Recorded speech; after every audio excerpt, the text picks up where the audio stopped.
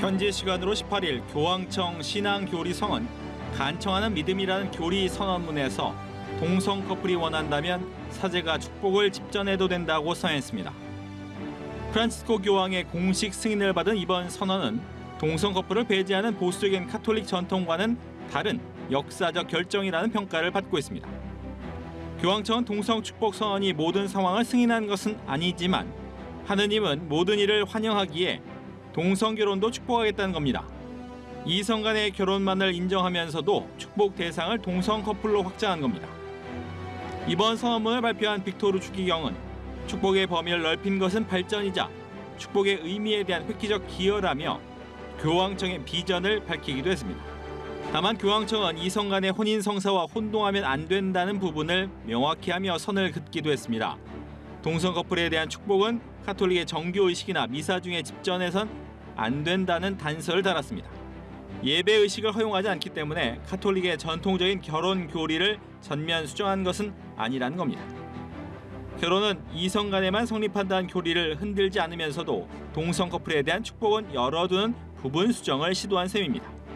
교황청의 동성 커플 축복 선언은 프란치스코 교황의 목회적 비전에 기반한 결정입니다.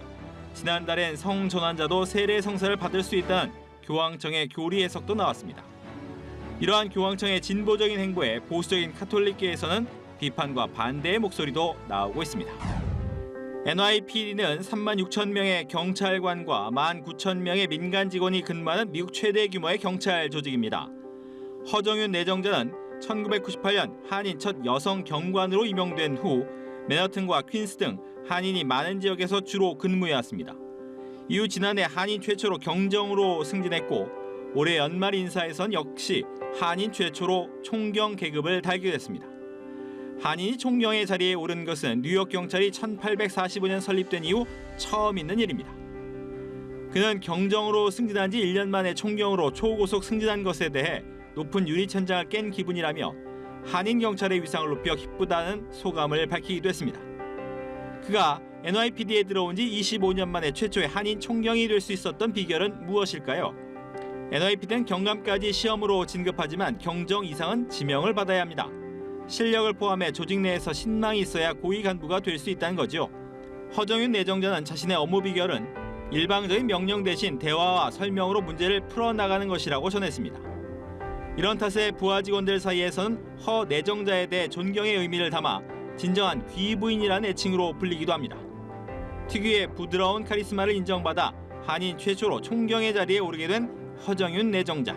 그는 앞으로의 목표에 대해서는 한인 경찰관 후배들을 위해 길을 닦는 것이라고 답했습니다. 자신보다 똑똑하고 젊은 후배들이 미국 최대 경찰 조직 NYPD의 수장이 되길 바란다는 소망을 전했습니다. NYPD 기록 제조기로 승승장구하며 한인 총경에 오른 허정윤 내정자. 그는 앞으로 또 어떤 새로운 역사를 써내려 갈까요?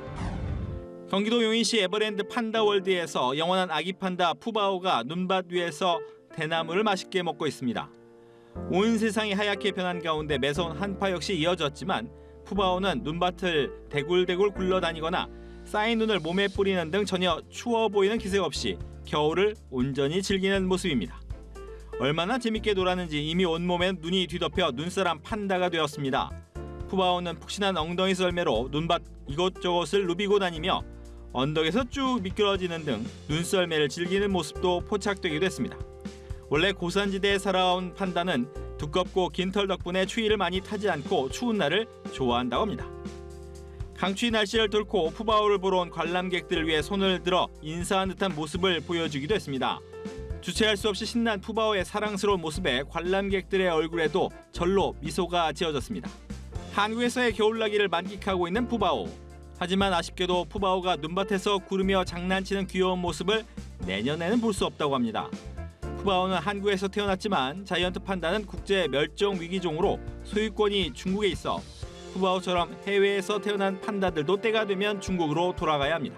푸바오의 구체적인 반환 시기는 아직 정해지지 않았지만 푸바오의 생일인 7월을 전후해서 내년 초쯤 중국으로 돌아갈 것으로 예상되어 많은 관람객들이 아쉬워하고 있습니다. 행복을 주는 보물이라는 중국어 이름 뜻처럼 많은 이들에게 행복을 가져다준 푸바오. 한국에서 보낸 마지막 겨울도 푸바오에게 진한 행복을 가져다 주었으면 하는 바람입니다. 지금까지 주간 뉴스메이커였습니다.